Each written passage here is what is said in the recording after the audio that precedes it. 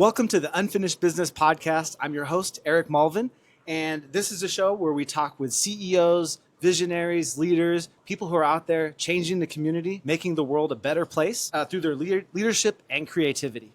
Because it doesn't matter who you are or what you accomplish. You could be Cornel West, Denzel Washington, even Moses Michael Ngandu, His Excellency, still has something out there. All those people have something out there that they want to accomplish. And so we explore those stories here on Unfinished Business with Eric Mulvin. Unfinished business. Where people in tech connect to amplify. Unfinished business. Human intelligence plus AI. Unfinished business. Moonshot goals that launch you high. Unfinished business. Listen close and you'll learn why. Welcome back. First up, I want to thank the Connection Thai Sushi out here in Las Vegas for hosting us for today's episode. So if you're out here in Vegas and you're looking for some good Thai food, come on down here. Today's episode is brought to you by PackBiz Outsourcing. At PackBiz Outsourcing, we help software, SaaS companies, transportation companies with outsourced support, 24/7 support and dispatching with a remote team in the Philippines that are dedicated to your business, helping your business grow while improving support, scaling faster, and keeping costs in check.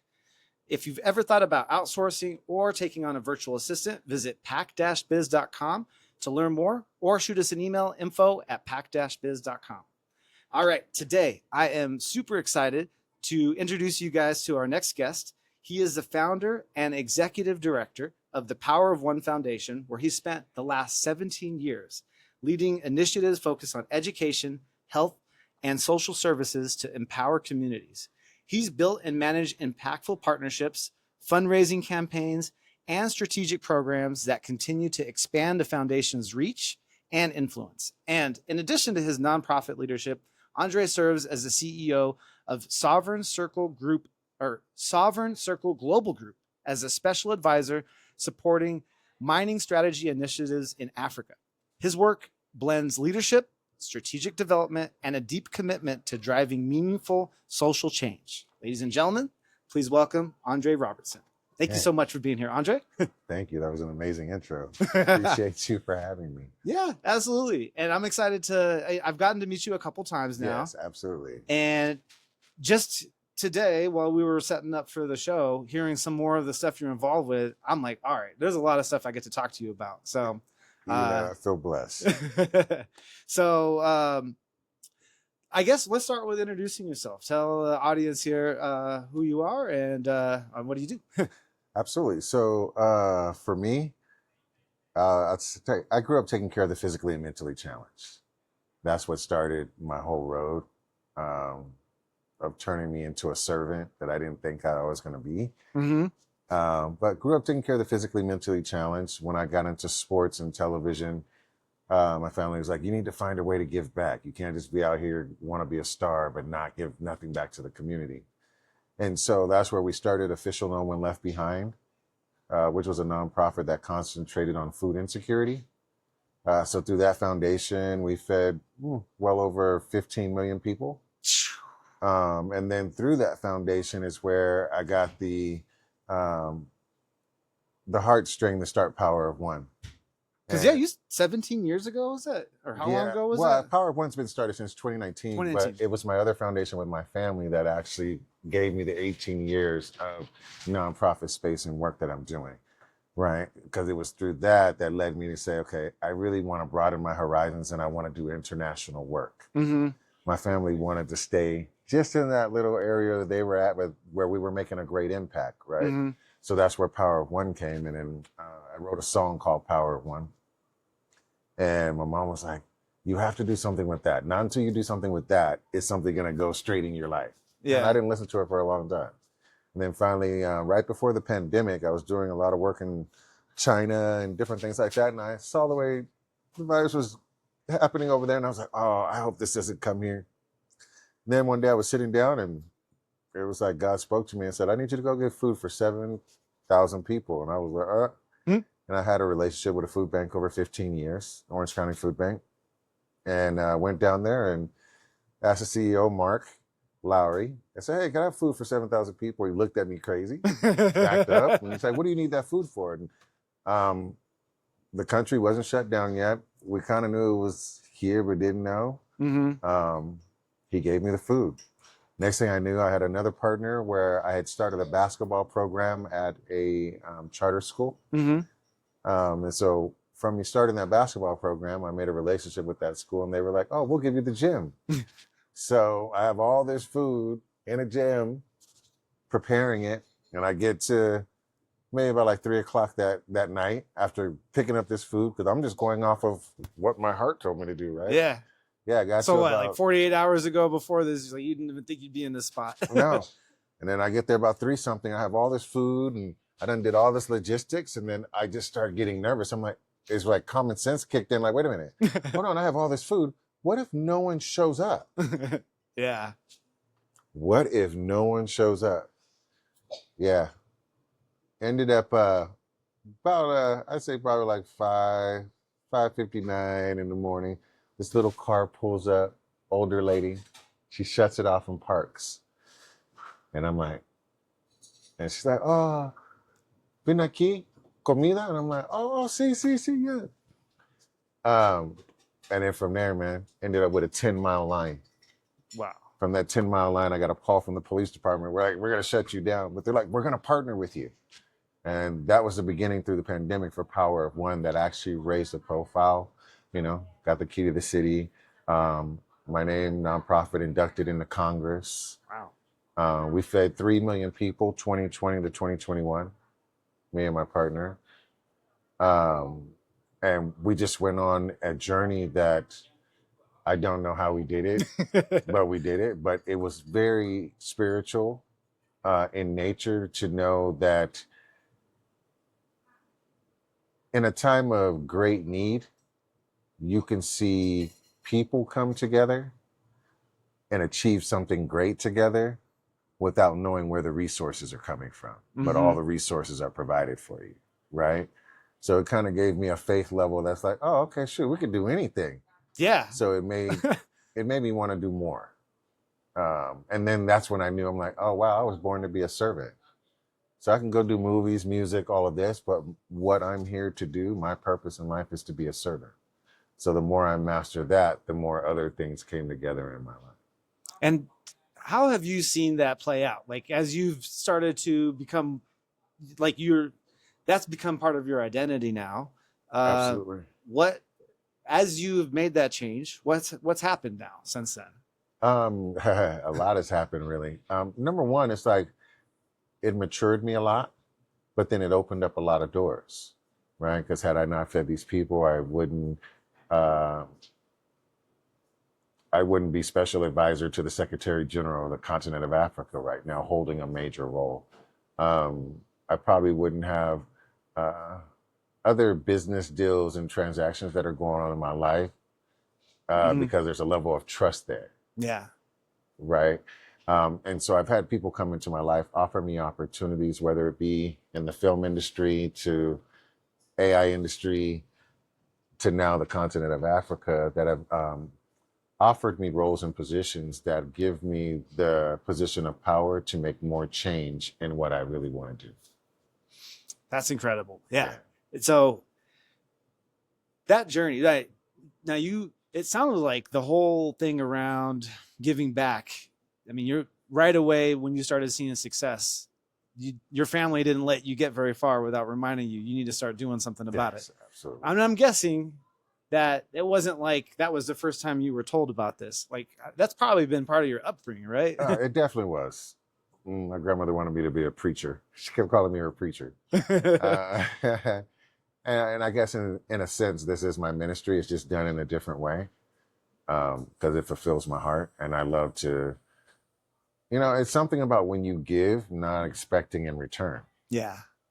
Right. And it's the person that's receiving it when when the gratitude that they show is something that you don't expect, or you help someone and then you see them 10, 15 years later and they're like, oh, wow, you helped our family do this, and this is what I'm doing now. Right. Yeah. You sit back and you're just humbled, right? You're just like, wow. And so that's what, I see families that we've been helping for years, and, these were little kids, and now they're adults doing amazing things. We have one family, the Morales family. Mm-hmm. They were part of a school where I was teaching kids how to do food distributions. Well, these kids at one time were like 4, 5, 13. Now they're working in governmental offices and doing amazing things, but their heartstrings, they never forgot what they were doing when they were little.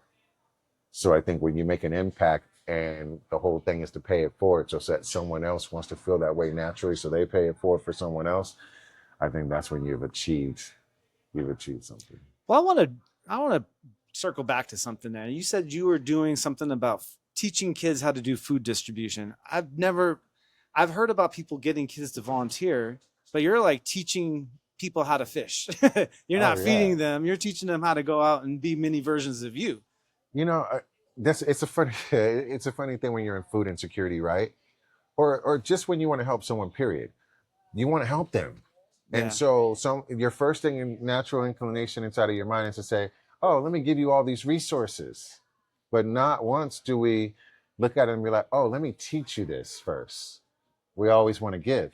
And so I learned through giving, through working with kids, because kids are so honest, And then now the kids, they stay between technology and other things. They don't really know the roots of what humanity is, right? It's overlooked. Yeah. So that's where I was like, okay, cool. Since I'm a basketball coach and I do a lot of things with youth kids, I'm like, okay, well, cool. Let's start a program where now you have to run a distribution, because the person that you're sitting next to may be really hungry, right? We're in a tier 1 district. Yeah. I go to school, I can eat, I can pay for my lunch, but my friend over here can't pay for his lunch, and he doesn't even have meal vouchers. Yeah. Right. So when I started going into classrooms and explaining that, then it was just a lot of at-risk kids that wanted to come and be a part of this. And that's what I love. It wasn't the kids that were affluent. It was the at-risk kids, which were the kids that needed the help. Yeah. So as soon as that came, I started out with maybe 10 kids. I ended up with like 50 kids. And then what did that do? That brought their parents. So now I'm out doing a distribution where we're distributing probably like enough food for 1,000 families, but it's all ran by kids and their parents. Yeah. Right? So now you're teaching them what? Community engagement. You're teaching them leadership and basic life understanding. You can have, but there's other people that don't have, and you could be in that position just as well as you could be in this position, because this is what you're working for. But what happens if you never get there? Yeah. Right? Do you still have a sense of happiness? Because people think, oh, just because you're low income, you're sad. Low income families or families that are hard hit have some of the most love and are the most happiest. I mean, we definitely got our priorities mixed here in the U.S. Because they talk about the Philippines all the time too, like natural disaster after natural disaster, and it's like everyone's like, you guys are always so happy, even if like you're walking through a flood and it's like your house got washed away, but in the midst of all that, Filipinos are some of the most happiest people, even though they don't have much. It's just pretty crazy. We always think it's backwards, right? We have it backwards completely here. Yeah, it's like the cycle of life, right? And I just think some communities understand it. Just like you said, the Philippines, like getting hit that many times by typhoons, boom, boom. But yeah, no, I'm out. Yeah. Right? But this is the way of life. This is nature. This is what God intended for it to be. So we adjust, we adapt. But we don't lose our integrity and our happiness for it. Yeah, yeah. So now going back, what was the inspiration for you to think so globally? Your you came out of Orange County, and that was your community. You grew up there, I'm guessing. Yeah. I grew up right in Santa Roma, Santalino. I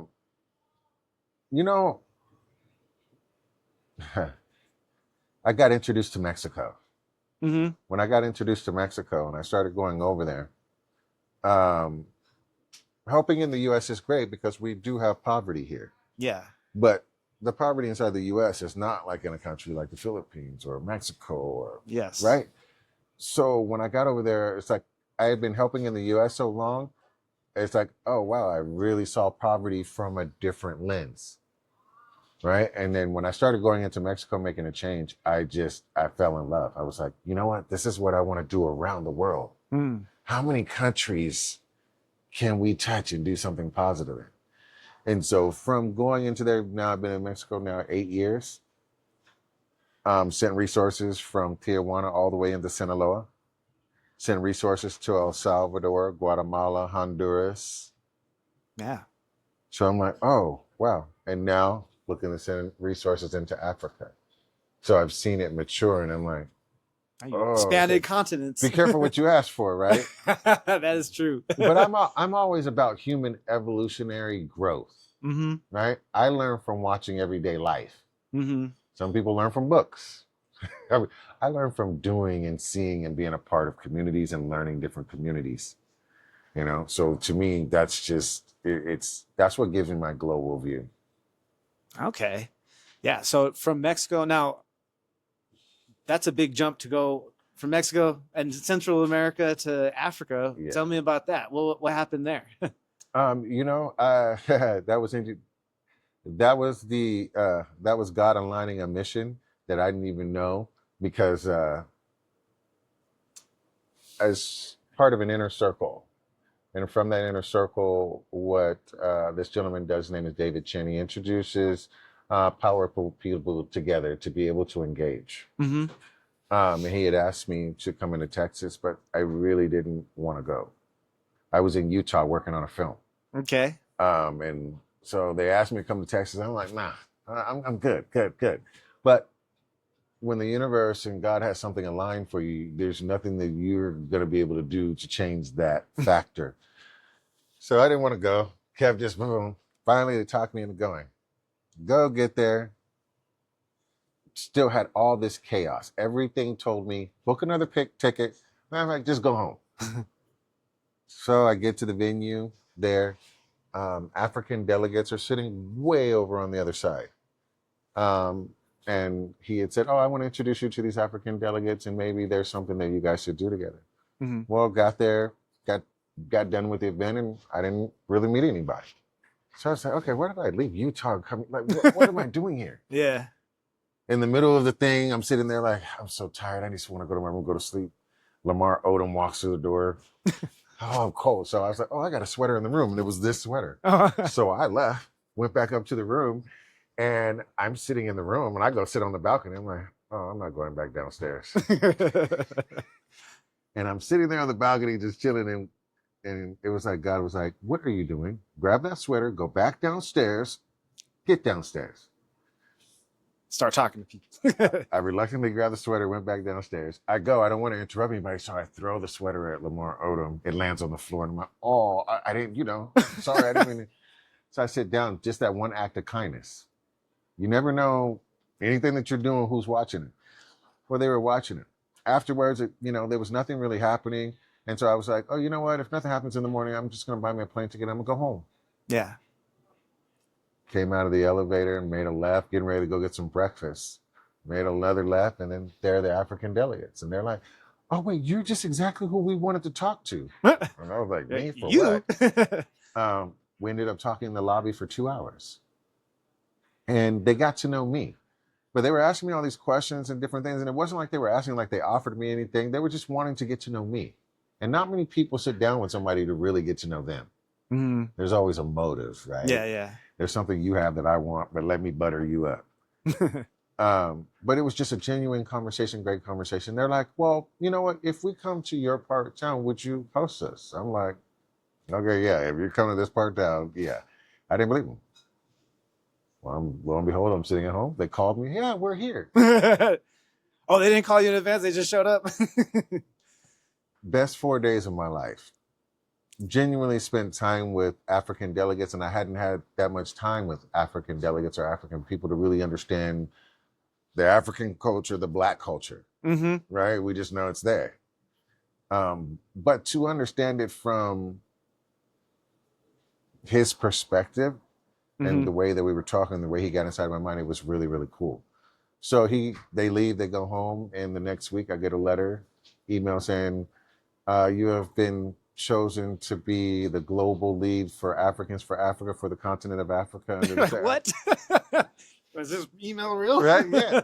So I hit him up. I said, you said, he said, we flew from Africa just to meet you. And I'm like, oh, that's a deep statement. They're like, no, God sent us there to meet you. And so I was like, well, I'm just this little black boy from Santa Ana. I probably don't got nothing that you need. I said, you know, you're a Secretary General. What do you? He said, no, it's not always about what you can provide. Sometimes it's about the person you are. And he said, I need your heart. He said, everything else you can learn. You know, and I'm like, okay. So I took the position. And one of the best decisions I could have made in my life, because it's broadened my horizons and opened up and put me in a position now to where everything I've wanted to do for my nonprofit is now obtainable without being subject to other people trying to tell me what to do. Because the one thing about the pandemic, when I tell you I fed 3 million people 2020 to 2021, the one question is how you do it. How did you do it? Because that takes money. Well, I was blessed with $1 million 2020 to 21 that was never a grant. I came home. My partner was standing there and she's like crying. I'm like, what are you crying for? Oh, it was a check for $250,000. Then got another check mailed for $200,000. Then got another check mailed for $150,000. Then the community started pouring in and watching the donation button just raise up to another 300,000 watching it. Man. So I'm like, okay, wow, that's how that happened.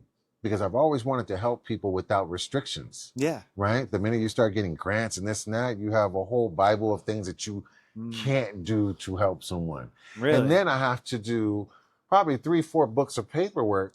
And then if I don't do that paperwork right, and that money's not to a T, now I'm probably going to get audited. And all I wanted to do was give you a box of food. Man, that's crazy. You got to deal with all that. So what I asked God to do was like, look, I want to help, but can you give me the money to where I can just do it? I'm not bound by anything. That's what I got.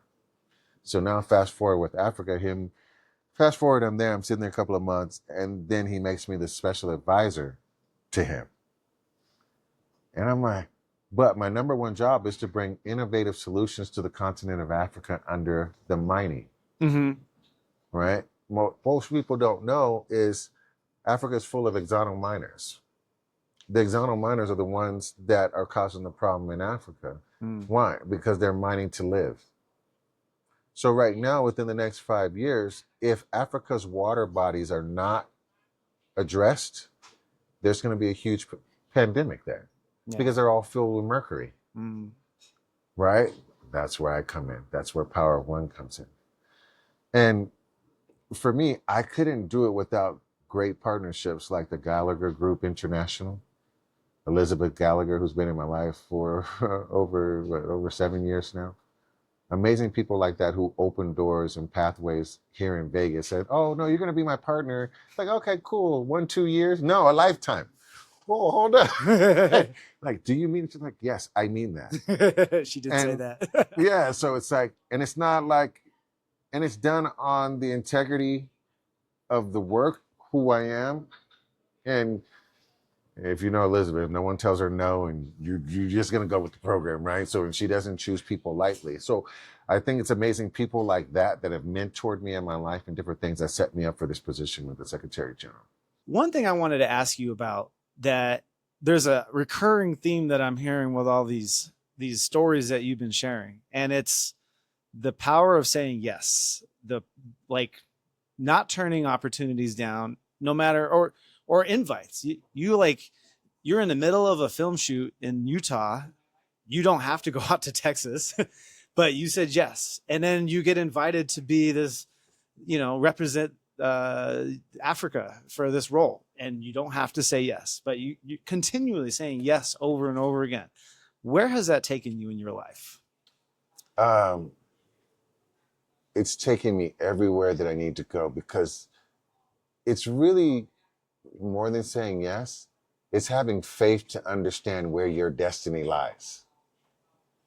Yeah. Right? If you don't have the faith, then you're not willing to step out. So you'll always miss a whole bunch of things. But for me, I've always been a risk taker. Mm-hmm. But now, instead of being a risk taker, I'm a spiritual taker, right? Because I understand that I'm being led now. I think when you understand that you're being led in life, when I guess that can sound corny to some people, right? But there are people that live life for accolades. Mm-hmm. And to go there and like, oh, I made myself this, that's great. I think when you're in the humanitarian lane, I think some people are led to do the things that they do. Your Martin Luther Kings, Rosa. Yes. They're led, so they have to follow their spirit, which comes with a certain amount of faith, right? It comes from outside of you. Because you're going into something blind. I don't know what this outcome is. I know that if I'm over here to the left and I want to be in this music industry, if I go meet so-and-so and so-and-so and so-and-so and I have this much money and this person knows this, I could be a star. Yeah. It's a truly unknown area. So you have to truly step out and say, okay, whether you're spiritual, you're not spiritual, whatever it is, there's something inside of your soul that leads you, especially when it's something that you're meant to do. Like you're doing this podcast. You just didn't end up doing this podcast. True.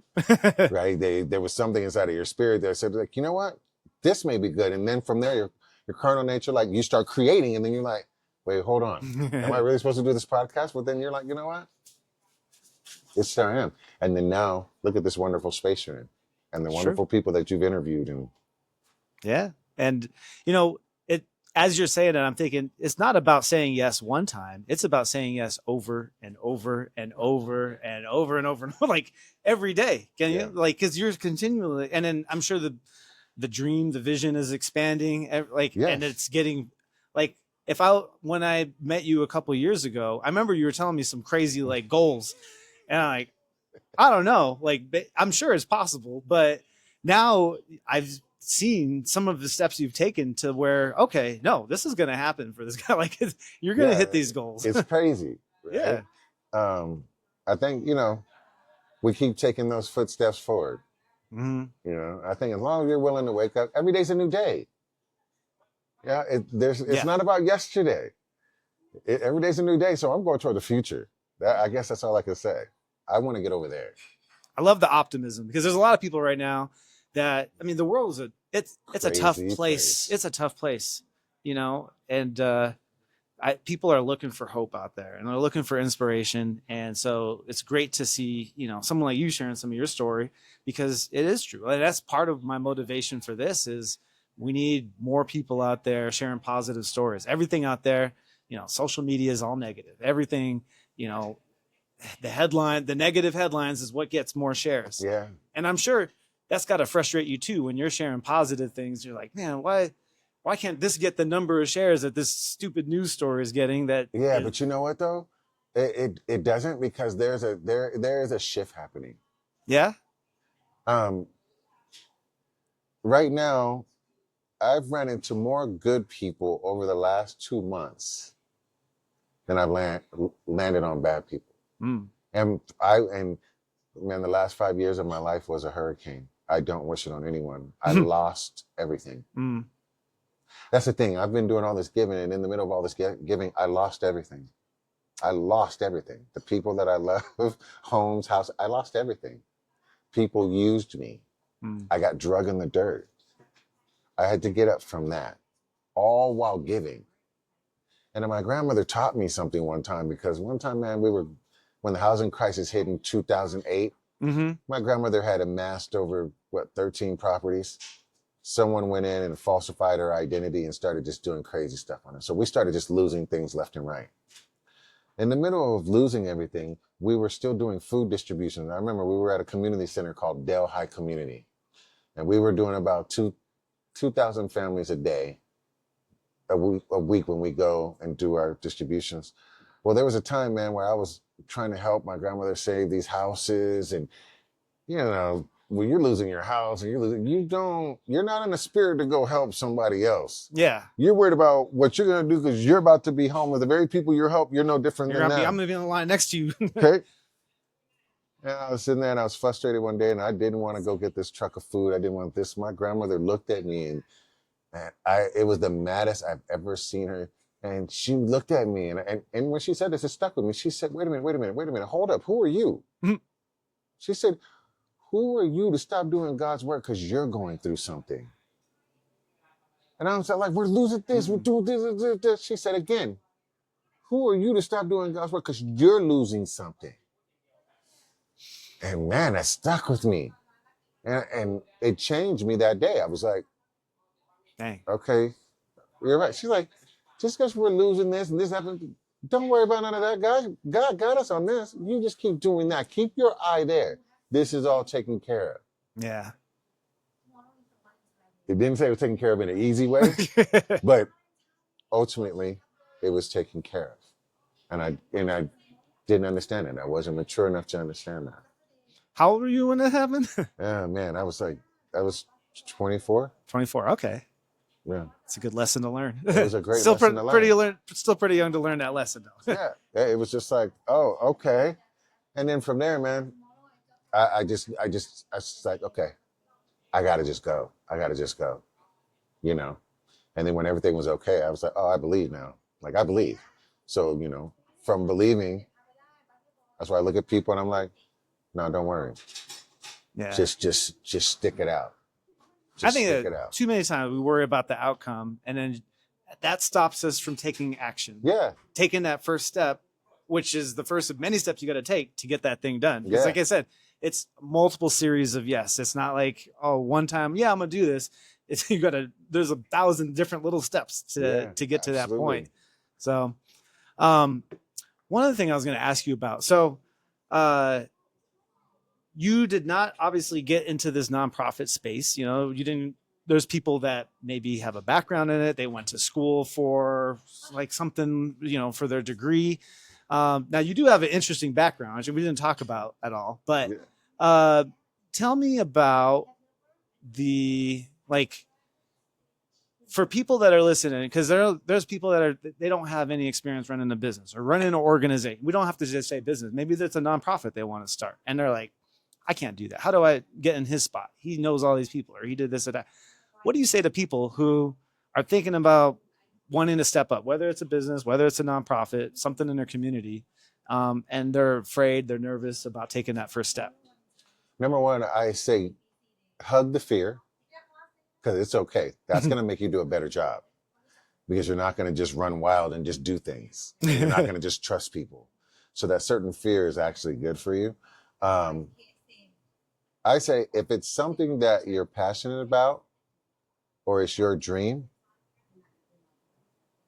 move forward, start it. And the one thing that you have to understand about a business is you can go fill the application out, get the business name, but your business needs a lifespan. What they say, most businesses fail within the first 3 years, right? So you got some work to do, and be prepared to do that work. If you're not prepared to do that work, then don't open a business, just go work for a business. Yeah. But if you're willing to do that work and go with the ups and downs, all I can tell you is it levels out. It does. It levels out. And it levels out to your happiness, to what you can handle. Not necessarily saying that you become this Fortune 500 company. Everybody wishes, some people have that dream and some people don't. But for whatever it is that you're dreaming about, what you're reaching for, it does level out. Yeah. So believe in yourself. Now, leading to that, now you're doing all the nonprofit space, but what led you to this? Like, what did you do in your career prior to this? So, I was in acting. So I've been in Notorious. I've done commercials with the late Kobe Bryant, Shaq, Chris Rock. Done over 150 episodes of Days of Our Lives. I was trying to be a star, man. I was working like, let me be that superstar. I got the skill, everything. So I was doing that, and then also doing music. I had done 2 albums under Warner Brothers, and now I'm with Sony. Because I've always just loved creativity. I've loved acting. I love music. It just allows me to create different worlds. So I owned a record label, Beat Lounge Records. I had a whole 3rd floor. And so my mom ran it with me, and my uncle ran it with me. Family business. Family business. So I was doing all your small run duplication. So before you had like disc makers who would do all these big runs, well, I was that guy that would print you up 5 to like 50. So then I was doing printing work for like Interscope, all of them. So my life was all entertainment. I had my own recording studio. Then I was going up doing all these things in Hollywood. And then I wanted to know how films were made. So then I got on the backside. So I got a chance to be a part of films like Bad Boys, Ford versus Ferrari, Jumanji, you know, that type of things to really understand and learn this industry to start my production company. Because I was like, all right, cool, I want to give back, but maybe if I can go over here and if I do become a star, then this money will give me the money so that I can keep doing that. So for me, it was entertainment. And but I love that the motivation wasn't to be big and famous, have all this money. It's like, if I can get bigger, I can do more and give him back. Yeah. which is amazing. Was that always like that from the beginning? It wasn't, no. Because I used to, man, please, okay. I'm going up to Hollywood. I got my name on the dressing room, everything. My grandmother's telling me to go pick up some food so we can go feed some people. Oh, no, we fought for like 5 years. We fought. Yeah. I was like, no, I'm going up to Hollywood. I got to be here and do this. I got to go to this audition. She's like, no, you need to do this. So it was a back and forth, but I see what God was doing. You know what I mean? Yeah. He was keeping me in discipline and checking me because I'm up here with a dressing room, and every time I'm up here, hey, I'm a celebrity. Yeah, everything happens the way that I want, and you know. But ultimately, I was like, oh, okay, dude, I really want to do that. Yeah. Well, and so you've lived that life, and you got to be that. But for you, this is ultimately like where you find the most passion, the most, you know. Yeah. And now I combine it all together because through the nonprofit, we became one of your premier events. So we're known for large scale and small scale events. I produced a Fiesta del Mariachi. So I had over 100 kids partnered with schools up there, putting them on a big stage. Right. So it allows me to use my creative talent in a different way, which I love.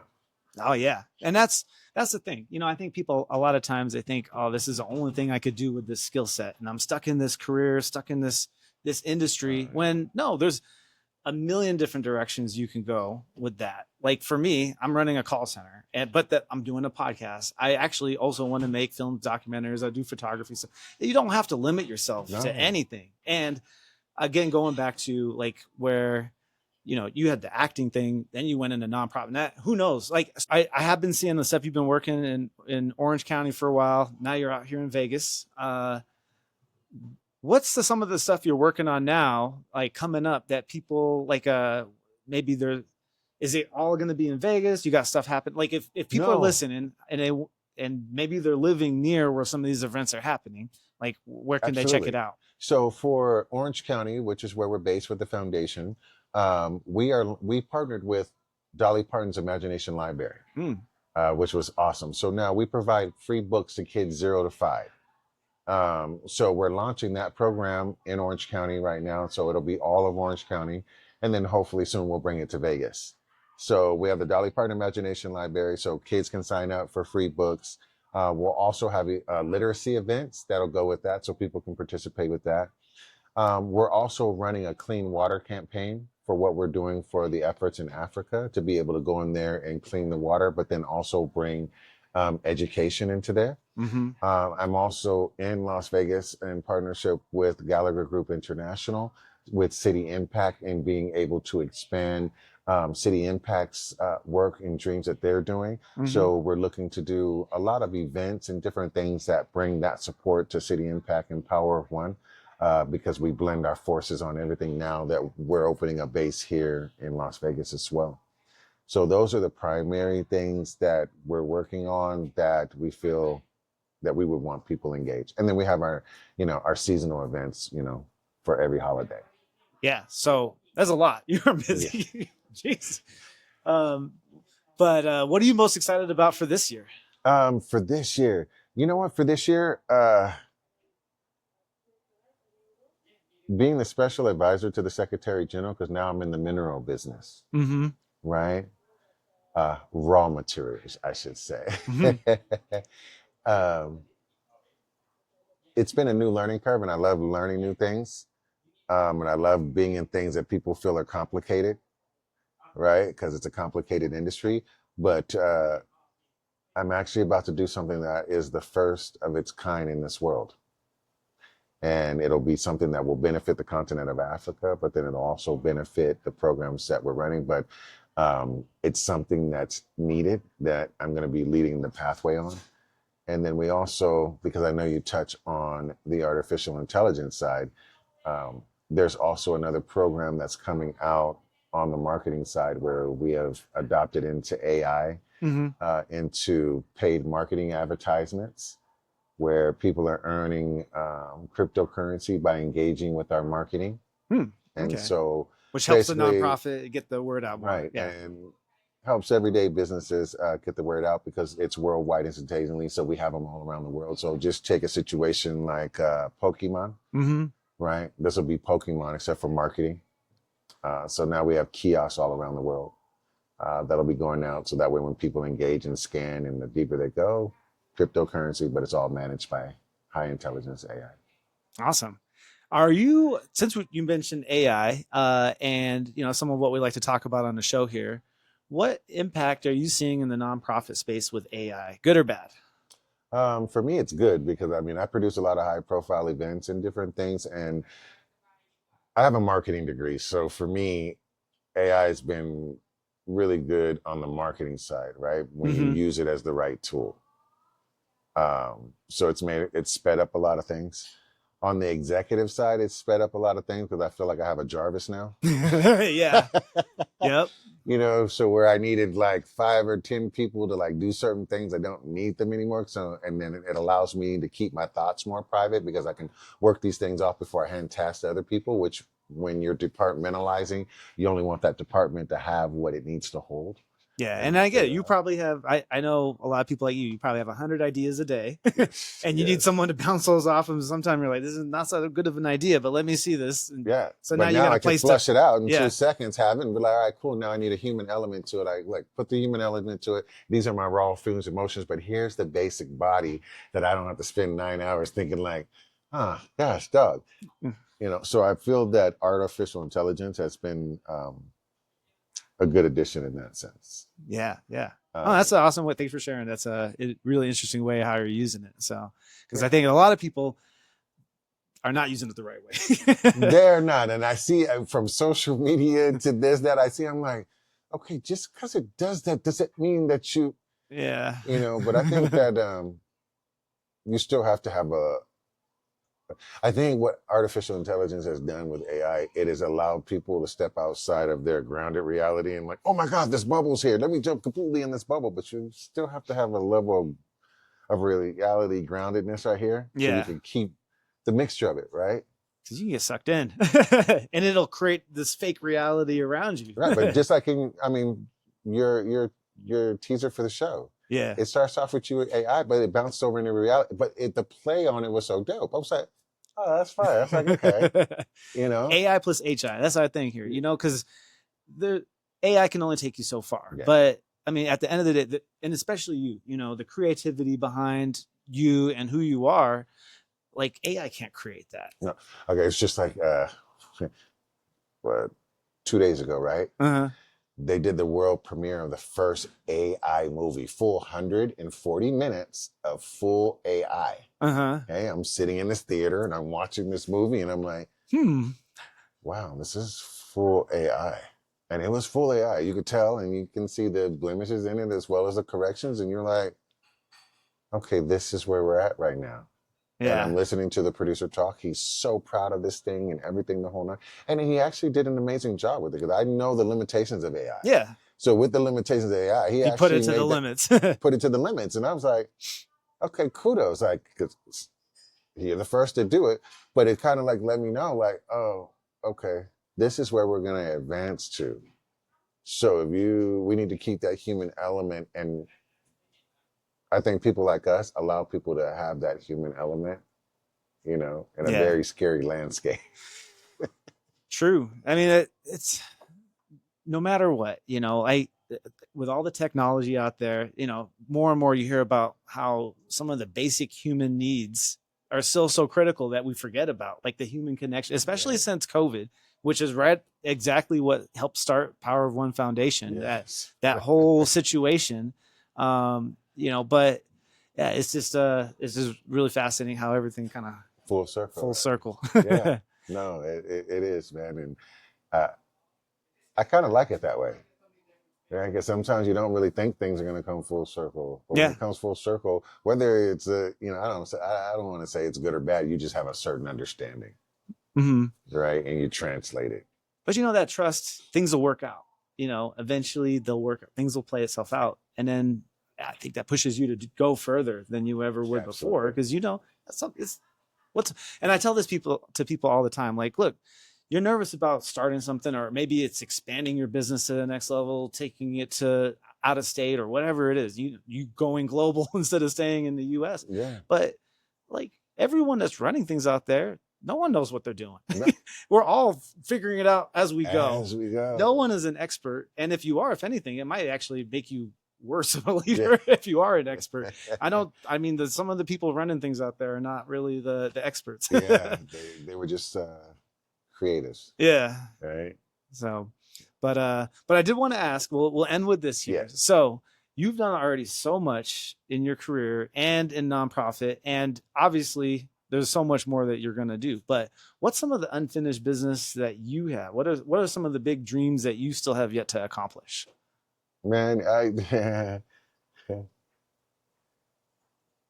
doing a world tour with my music. Okay. That's something like I've put my music to the side and done a lot of business and a lot of different things. And then also on the filming side, I want to do a full feature film. Like I booked a leading role on a television series that's going to be really, really good.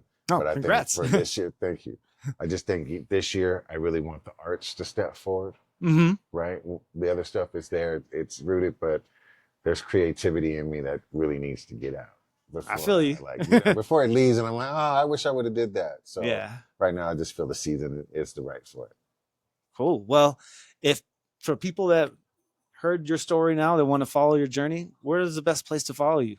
Absolutely. So on the foundation, humanitarian side, you can go to Power of One Foundation, one spelled out, .org. For the mineral side, you can go to scggroup.co to find out information. And for my social media handle, Andre Roberson 777 on Instagram and Facebook. All right, man. Well, if there's something that you guys heard here today that you'd like to get plugged into or help support, take your pick. There's a lot. Absolutely. Lots of cool stuff that you mentioned.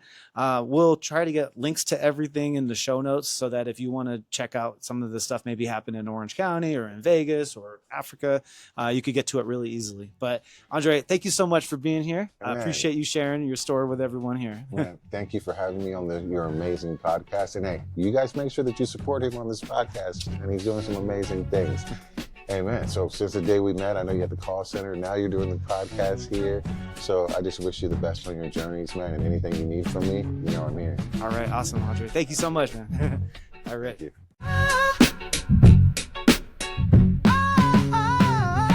CEOs and visionaries shaping what's to come, building more than profit, lifting everyone. Every path's unique, but it takes a choice to grow. Set your goals and shape the way your future goes.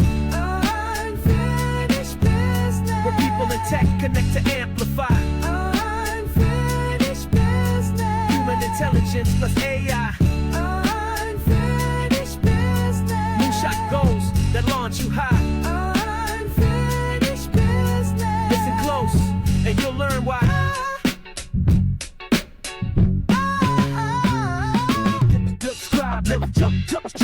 Subscribe, look for This with Eric online, and follow Unfinished Business on Spotify, Apple Podcasts, YouTube, wherever you listen.